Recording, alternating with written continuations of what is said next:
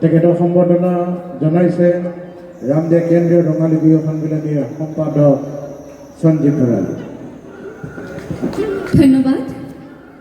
আমাৰ মাজত উপস্থিত আছে আমাৰ মৰমৰ শিল্পী বন্দিতা দাসৰ পিতৃ।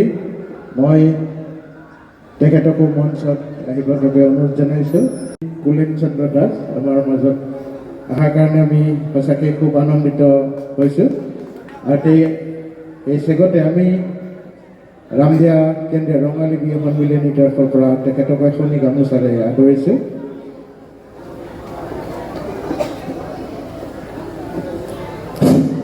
পৰম শ্ৰদ্ধাৰ বিহুলীয়া ৰাইজ,